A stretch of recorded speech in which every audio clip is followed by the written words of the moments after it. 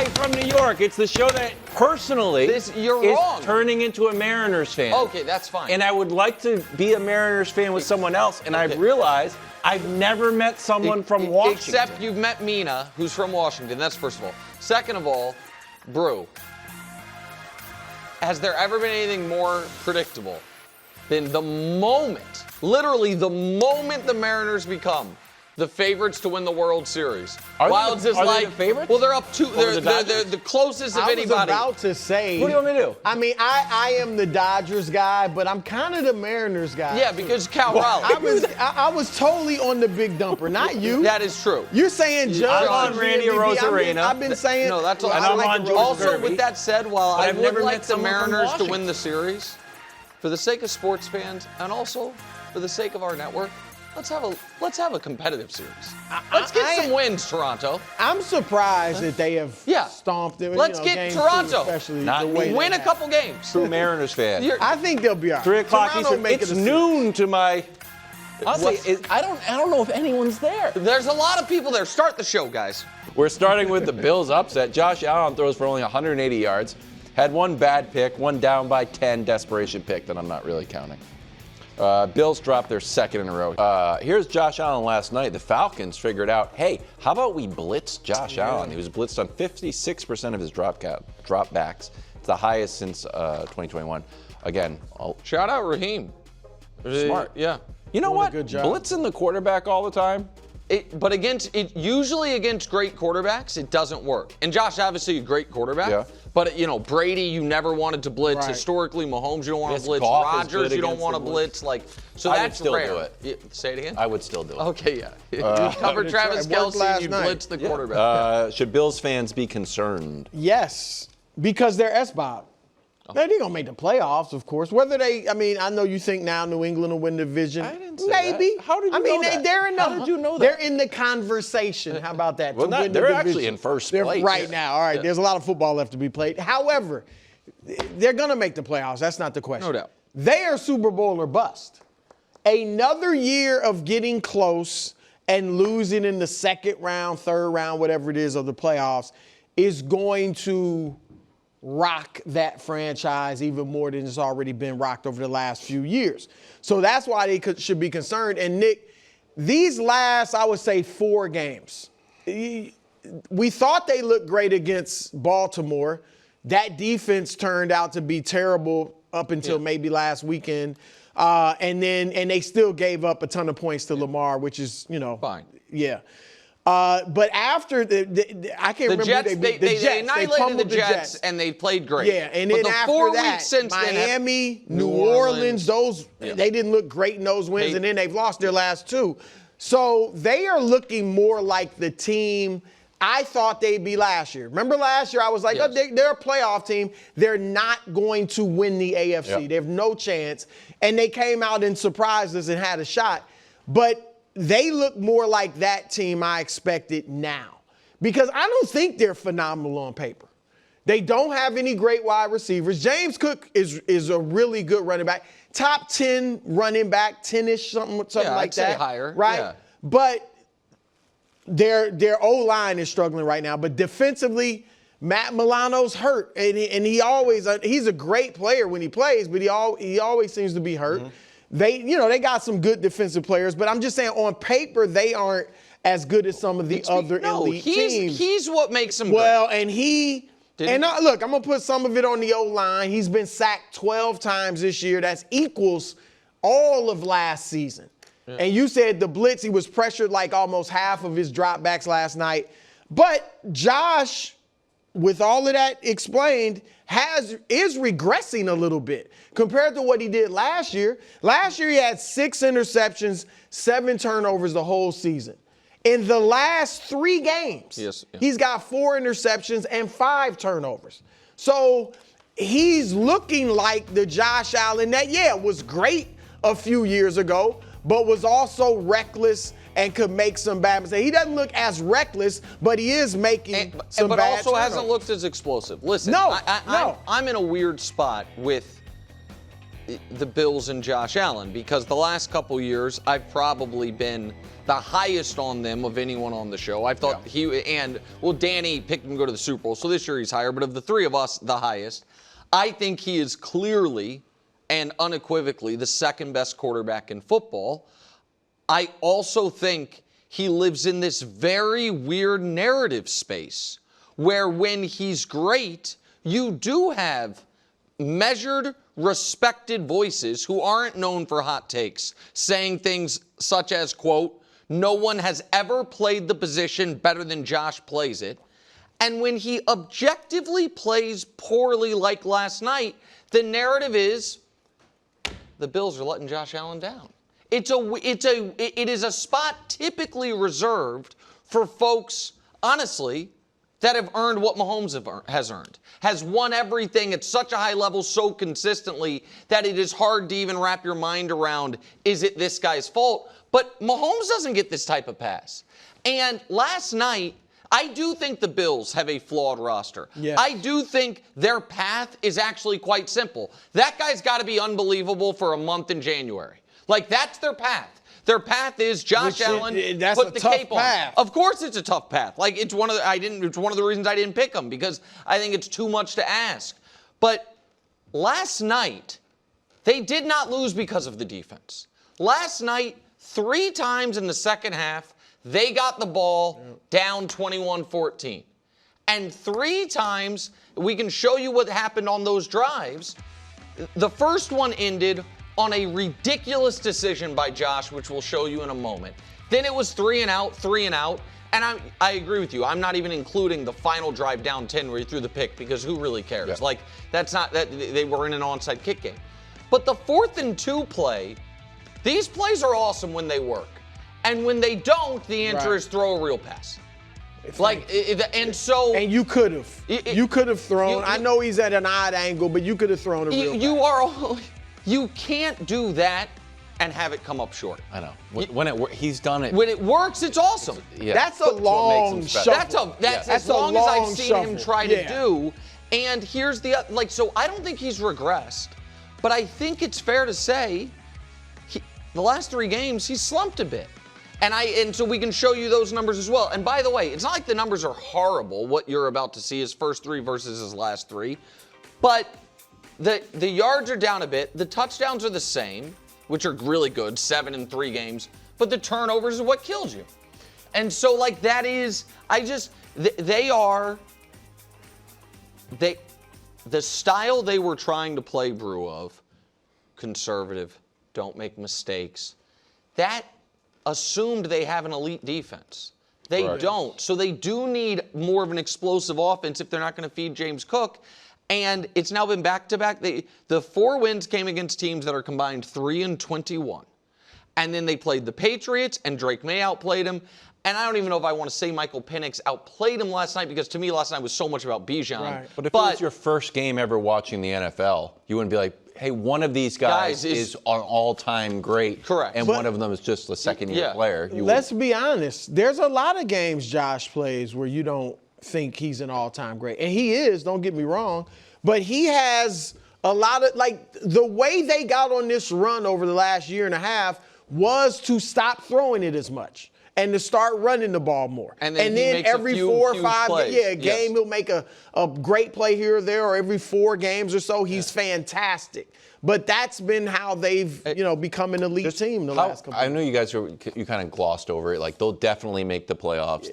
You think that's in question? No, I want to put it out there. Are you sure they're a playoff team? Not logistically, but basically, are they a good to great team? If this is the defense, before we talk about the Ravens are now 32nd in points allowed. The Jets are 28th in points allowed.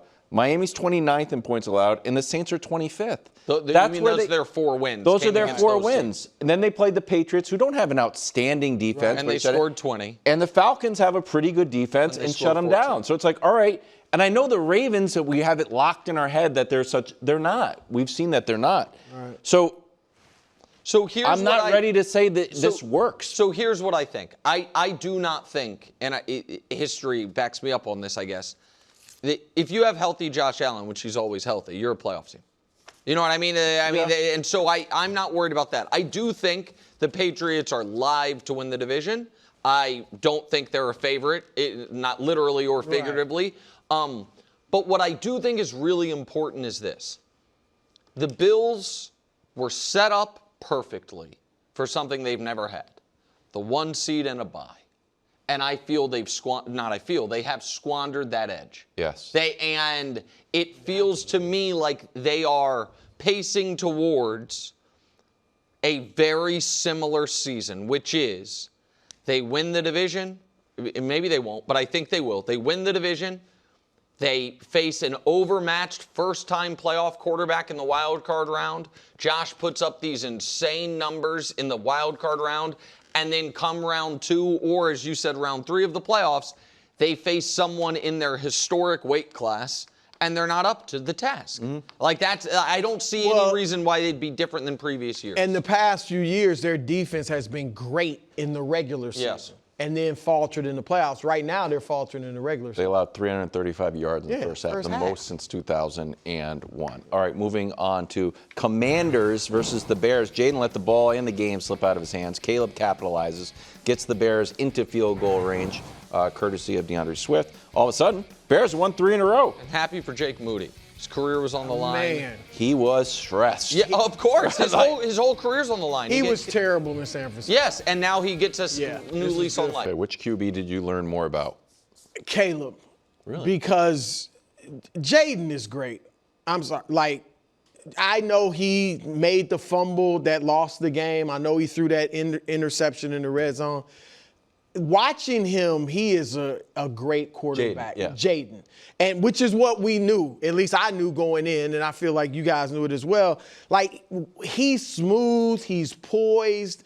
They never feel out of it when he's like, I thought outside of those 2 turnovers, and I put the game on him because he just dropped the ball, right, and then threw it into the running back's chest. But that, like, he is what I thought he was. I thought if they had won that game, I was honestly, and not to make this like it's some phenomenal award, but I was considering for Bruce Ballot because he's only played, what, 4 games. 4 games, and they would have been 3-1 in those. But so I didn't learn anything I didn't know about Jaden. Caleb, look, he wasn't phenomenal, but he was solid. And what he said in that post game, let's just play situational football. Like, it shows growth. He didn't feel like he had to go out and make some spectacular plays. Now, he had the nice running touchdown where his speed was the factor in that, so that was great. But otherwise, he got the ball to his playmakers. DeAndre Swift was great. Got the ball to his playmakers and did what you needed to do to win the game, and that is growth. So, I mean, he missed a few open guys. There's no doubt. He took, there was one bad sack where he kind of ran backwards and stuff. Yeah, and that they then got the field goal block. Yeah. Yes. And so he did make a few mistakes, but I just feel like you're seeing consistent growth, and he was just more consistent and more kind of even-keeled as a player than he's been in the past. So I just throw up Caleb's numbers for the year because by any metric, he's been more than solid. And this is the exact type of growth we hoped for coming into the year. I don't think, because last year went the way it did and the coach got fired and he wasn't as good as the numbers said if you watched the games, we had slowed down the hype train to a crawl, and it was no longer, light the world on fire. It was steady improvement over the course of the year and get better at the easy things while popping with some wow stuff. And I think that's what we're seeing. Like, I have changed my short-term expectations for Caleb because I think the easy stuff or the not situational, but the organizational stuff almost that he was bad at, I think was going to be a real path. So I think and now the Bears that's a huge tiebreaker they now have against the Commanders. Like, that was a really important win. To me, it was more Jaden, and it's for 2 reasons. One is, and you guys can say this is, my preconceived notion bias on him and his body type. How many times watching that game were you worried about him? Of Jaden? Yes. A few like whenever he runs, he's not traditionally sliding No. or normal sliding. And so that, for a player who's played 1 1/3 seasons and has already suffered 2 injuries that made him miss time, albeit short time, but miss time in both years, I hated that. You know what I mean? It made me nervous. Like, it feels like he's playing with fire. That's a concern. Yeah. And if I'm just trying to be fair, if the exact game had played out in the exact way, opposite, Caleb had this wow stat line, but threw an awful pick that took points off the board, and then, with a lead with 4 minutes left, dropped a snap, we would be killing him. But there's a reason for No, that. Jaden has earned the benefit of the doubt. Exactly. I agree with that. But we're in a very, to me, interesting narrative place about that year's rookie class of quarterbacks, the top 3. Because going into the draft, the overwhelming opinion was Caleb's going to be the best. He was the consensus number 1. After last season, the overwhelming consensus opinion is Jaden's the best. And right now, I think, maybe not overwhelming, but I think the majority opinion would be Drake May's the best. I think right now. it'd probably be fairly evenly split with Jaden and Drake. And so my point is, I just think it's going to be a long path for this whole class, and I do think that the Commanders all of a sudden find themselves really up against it in a very congested NFC as far as Can I ask you a question about Caleb? Because you obviously had him on Mahomes Mountain as a Trojan. A college player, yes. And then you had him in the Super Bowl, Yeah. and then you kind of have soured on him a little bit. Not soured, but I came lowered back my the banner expectations. I didn't drop a banner saying I don't Saying like I'm him. done I with said, him. No, I said Danny. And now he seems to be rising a little bit I think he's been solid. in your book. Are there points when you watch Caleb, and I was trying to figure out how to describe his style of play. Sometimes it feels like he plays caffeinated, overly caffeinated, where there's Doesn't look smooth. Like compared to Jaden. Jay. Yeah. Like I'm never looking at Jaden Daniels like what's going on here? Where Caleb 2-point conversion, like I'm like. It just feels overly caffeinated. Do you feel that way? I think that's totally fair, and I think part of Ben Johnson's job is kind of reprogramming how he sees a football field. You know what I mean? Like what he's taking in and what impacts him. Because I think that caffeinated style is what made him so great in college. Yeah. He would very quickly go to instinct versus play call, and it would work. Mm-hmm. And so now he almost has to, pull it out of him. But I just think for the Bears, Saints, Ravens, Bengals are the next 3.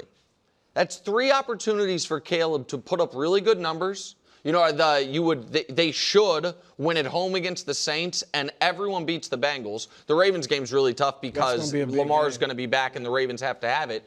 But I think that it wouldn't shock me if a month from now we look at it and we say, Caleb Williams has 17 touchdowns, 3 picks, is on pace for that 4,000-yard season. Yeah. And the Bears are 5-3, and you're feeling good about it. You got to get to your Ravens, bro. Okay. Unless you want to have one final thing. Quickly, I want to say, are you with me? Look, I'll leave it open. They're so young that I'll leave it open. Drake will be best. Jaden will be best. Caleb may, whoever in this class. But right now, I saw nothing last night to make me feel like, oh, Caleb's better than Jaden. No, we haven't seen anything in the pros that says Caleb's better than Jaden. I just think my point was 4 weeks ago, we had seen nothing in the pros that Drake was better than Jaden. That's true. And now I think that a lot, maybe not you, but I think a lot of people. And, And so I just think it's fluid. It's fluid. I can't believe I said that. You're learning. Ravens, not dead yet. Harbaugh was asked about Lamar giving the team a psychological lift. Okay, Brew, Vegas has fallen a little bit out of love with the Ravens. Not now the bad. Steelers are the favorites to win, but the Ravens are only plus 185. Last 10 years, only 3 teams have made the playoffs after a 1-5 start. Or last 10 years, 3 teams have made the playoffs after a 1-5 start. Right, which is also crazy because in the last 45 years, 3 teams have made it. It's all in the last 10 is my point. Oh, that's interesting. From 1971 until 2014, nobody did it. Huh. So it all happened relatively. Brew, do you think Lamar's return can save your Ravens? Yes, if what we saw last week was real improvement. Like, I thought the Rams were going to go in there and put up close to 40. They should have, yeah. Right? with Stafford, with those receivers, I know Nakua got hurt, but so that defense was not the problem yesterday or last weekend. So if the defense continues to play well, they are live because the offense was averaging 30-plus with Lamar. The schedule lightens up a bit. It's a little tougher than we probably expected because New England looks good. And the key, like I said last week, the key game is Chicago. If they lose to the Bears coming off a bye in an absolute must-win for the Ravens, then that just means you're going to lose some more games going forward. Like, you're not an elite team at this point. And so, I think even if they beat the Bears, it's going to be hard to essentially sweep that division. They should sweep Cincinnati. The Browns that defense is tough. They had a little bit of trouble with them last time, even though they blew them out. It wasn't as bad as the score indicated. And look, the good thing for them is they get Pittsburgh twice, which is tough to beat them twice. But if you do, that has huge ramifications with the record. So, if the defense is really improving, and I'm not saying they got to be as good as they were against the Rams, but you're really steadily improving, becoming a top 15 defense or something, then sure, with Lamar back, they can make the playoffs, I think. Do we have the full schedule there, Hubs, if we can put it up? Yeah. Here's the problem.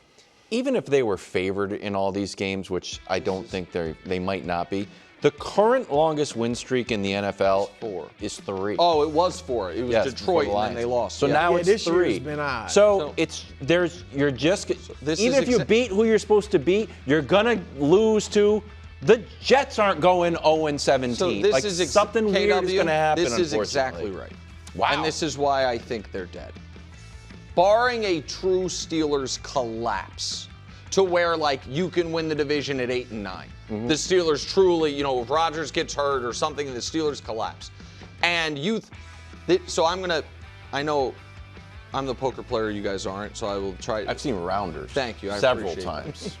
So if the best hand you can have is aces. Full house. Just stop. Just Royal please. flush. Can you not be a smartass just for a flush? second? Is it royal flush? The royal flush is the best hand you can end with. But just put him on camera. He's so happy. Just give me a second here. Okay. If you give me aces every time and you get 2 random cards, and we just say we're going to go all in, by the 3rd time we do it, you're a favorite to have won one of them. Oh. So even though I have the best and you just have randomness, and I'm an 80% favorite every time. Because of the nuts. Okay, can you shut up for a second? I'm trying to make a real point. Even if you're I'm lost. Okay, I mean, so let me. I shouldn't have brought up poker. God, I hate you so much. I used to play the way point back, I'm making way is back. this. The flop. So what in English? Give me what's going on. Even if you are a huge favorite, 80% favorite, the odds that you win. Once you get to the 3rd time you're an 80% favorite, the odds over the entirety of that is that you lose one of them. You're going to lose to the Raiders like last year. Right, and so the point that I was going to make with the schedule is you keep saying, Brew, it all comes down to the Bears game, and I agree with you, but the problem is then it all comes down to their next game, and then their next game. Yeah. He's like, pay that man his money. Okay, I can't from talk Rounders. to this guy. I have no idea. I what's just going can't talk to this guy. Yeah, or you won't pay that man his money. Don't splash the pot. All right, coming up next. Head into week 7. 3-3 Chiefs are in the driver's seat according to Las Vegas. Mahomes now the MVP favorite, and the Chiefs now have the 2nd best Super Bowl odds. Best in some shops. In some shops, the absolute best. Some places overseas. Yeah, and domestic. Offshore. Oh, I can't start this with you again. Let's just keep going. You don't have to, you know what I mean? Come you on, go buddy. line shopping. Yeah, there Next you thing go. you know, Nick's taking a vacation in Bermuda. Flying with cash. Hey, TSA, why don't you check the backpack? What are you doing? How much are we allowed to bring over? Just saying. What are you doing? Well, it's a patriotic thing. It's a every tax. time. Okay, can we do the show? Sorry, are you buying the Chiefs are all the way back? They're so back. And everybody knows they're back. And there's soft data and hard data. The soft data are things like University of Texas El Paso coming out with a peer-reviewed study, allegedly, that turns out the NFL's been rigging things for the Chiefs. I saw that. Dating back to the final 3 years of Alex Smith being the quarterback. Like, nothing screamed ratings bonanza than Alex Smith throwing screen passes in 2015. That's Love a study. Missouri. Yeah, Missouri really. It's just, there's that. The complaining from the opposition. And then the hard data, which is Mahomes is back to being Mahomes. And again, you guys don't have to love the tackle that turned the tide. That's fine. But the fact of the matter is, since that Giants game, he is 4 touchdowns, 2 out of 3 games after doing it 0 in the previous 28. 4 total touchdowns after the tackle turned the tide? In 2 of the 3 games. Wow. No, yeah, exactly. Thank you, KW. The team is scoring 30, seemingly at will, once again after doing it once in the previous 28 games. Or that's the 124 rating, pardon me. And then the 30 is, they've done it almost as many times in the last 3 games as they did in the previous 28. And they are only going to be getting better. Because now, for the first, Sunday will be the first time ever that they're, in theory, top 3 receivers. Hollywood, who I don't think is top 3 receiver on the team anymore. But him, Rasheed, and Xavier are on the field at the same time. And most importantly, Coach, Juju, who's been really good for him. Rasheed is going to take over that role. And you're going to have Rasheed and Travis Kelce patrolling the intermediate with Xavier and Tyquan Thornton making defenses respect the deep ball. And with Mahomes trusting his protection, which you saw their backup left tackle have a good game last week. I just don't know why the Chiefs aren't the scariest offense in the league again, which makes them the scariest team in the league again. Okay. Well, there's good news. Kansas City's 11th in points per game defensively. That's good. They're 9th in points per game offensively. Good on the giveaway. What about post-tackle to turn the tide? Yeah, good on giveaway takeaway ratio. That's positive. Mahomes is trending in the right direction in a bunch of categories, whether it's TD percentage, interception percentage, sacks are down a little bit. So his quarterback rating is actually up 6 points from what it was the last 2 years. So all those things are really good. But we're forgetting now, a week ago, they had 13 penalties. Right. They had a turnover. They lost the game. That was problematic. And they've only beaten 1 winning team. So I don't know if I'm ready to march down the street shouting how the Chiefs are back and the scariest team in the league, when a week ago they were sloppy, they were undisciplined, and they lost. And they've beaten 1 team with a winning record. So how are they back? Because here's the problem, Coach. Because Rasheed Rice is back? No, that's not it. That's not it at all. Right. But because here's the problem. Because your heart's not really in it. Because if I were to ask you, who is the scariest team in the AFC right now? I'll just say the AFC. Who would you say? Well, you have to give it to the quarterback who is the best quarterback. Thank you. I told you your heart's not in it. Justin Herbert. Yeah, your heart's not in it. The season-long numbers, Brew, to me are kind of meaningless because. But Nick, how are you ignoring the week before? I say because here's the thing. Disregarding the tackle that turned the tide. Like I said, I'm not convinced that the juke move that. I can't remember the guy's name from Jacksonville put on Mahomes in the pick 6, the 99-yarder. That didn't erase the impact of the tackle that turned the tide. That was a pretty good play. That's what showed. Like, I will give you this: in big games, you trust them more than anybody. I mean, obviously from what they've done in the past, but this year, I mean, they did lose to Philadelphia. But outside of that, against, the Ravens, which was a big game, they look great. Obviously, Detroit. It really wasn't in retrospect.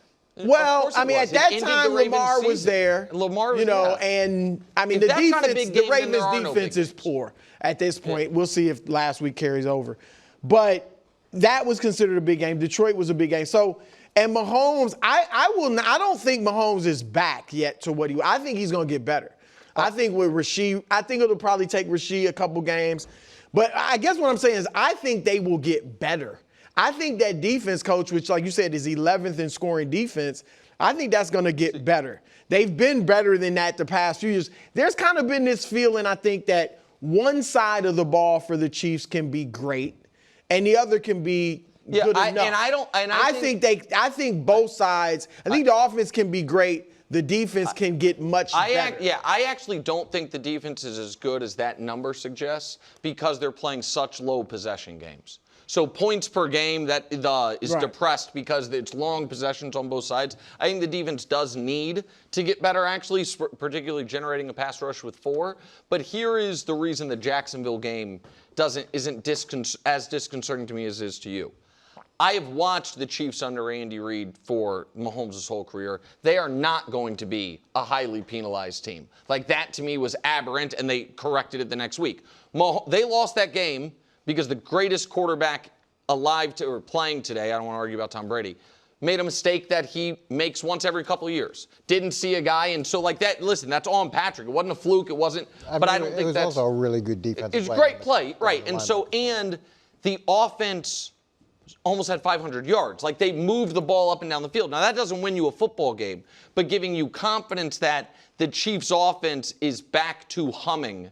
To me, the Jacksonville game raised my confidence in that the Chiefs' offense's ability to move the ball, even though Patrick made the mistake and they committed a bunch of penalties.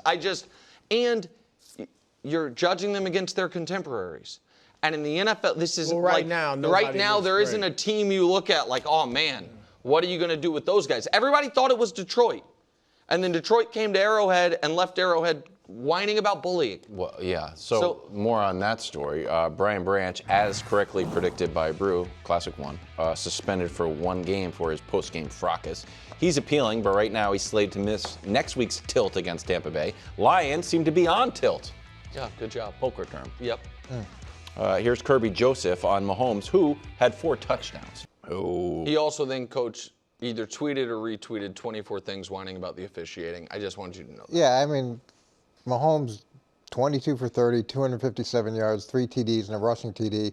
So what was it? That stuff's not hard. Not hard. So if that's not hard and this is the result, what's going to happen when it is hard? And I have a real problem with minimizing what Mahomes did and to try to put it into a context of this isn't hard, and disregarding the problems that you have, because to me, then you're not going back into the film room and back to the next week of practice and really trying to dial in on what needs to be fixed. If you're just disregarding it as it was fluky or it's not that becomes a real problem, because you start overlooking stuff that now shows up week in and week out. Well, Branch did a similar thing. He said, we beat ourselves. We beat ourselves. So, look, I want to say different teams and different players react differently to losses or whatever. But this does feel like a team being frazzled. And it reminds me of the Ravens. Like, clearly we see the Ravens knowing their S-Bob, knowing that the Chiefs have been their kryptonite. And when they play them, or, you know, whether it was the unsportsmanlike conduct penalties a few years ago in the AFC Championship game, but they just seem to get flustered and so upset when they lose to them. That's what I saw. Now, I think the Bills, even though they're S-Bob, I think they've handled things pretty well. There's some other. Yes. Philadelphia, we know they have their issues, but they seem to be, you know, fairly even keeled with losses like this. This just felt like a team that knows it's under the gun to win the Super Bowl and wanted to come out and make a statement and wasn't able to do it, and they didn't react maturely. Yeah, I'm surprised this game tilted their all-pro safeties the way it did. I mean, Kirby Joseph was first-team all-pro last year. Brian Branch is a great player. The Lions came into that game on the longest winning streak in football.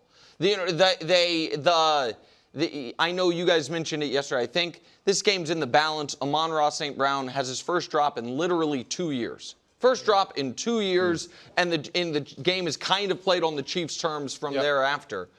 To not just take your loss like a pro. Yeah, we'll get better. They're a great team. They're better than their record suggests. That's why they've been to all these Super Bowls. We'll see them in February, maybe. Like that, and Dan Campbell did that. Like Dan Campbell, I thought after the game, he was like, I love Brian Branch. This isn't who we are.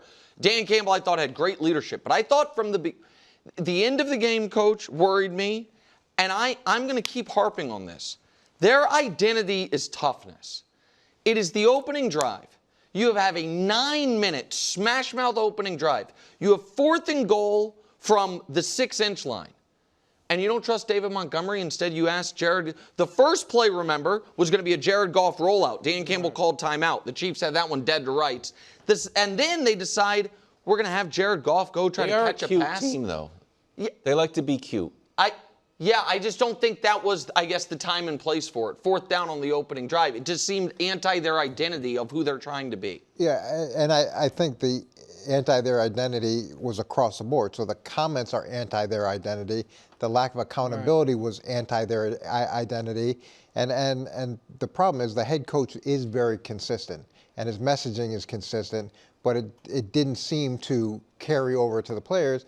And in terms of that play calling, it is still a new offensive and defensive coordinator, and there is still going to be some times and big moments, especially like this, where maybe the coordinator that was with him in the past, that they had shared those moments, would have gone to Montgomery, where Johnny Morton's still feeling his way, and hopefully he's learned from that and stays more consistent with their identity. Do you think the coordinator in their past would have known the rule? I don't think that falls purely on the coordinator. I think that's coordinator, head coach. That's a group effort. Lions, Tampa Bay. It's a big game for Brian Branch to be out. Yeah. For Brian Branch to be out especially for no with all reason. the other injuries too. Yeah. Thanks for watching. Subscribe here to get more from the show and to check out clips from other shows on FS1.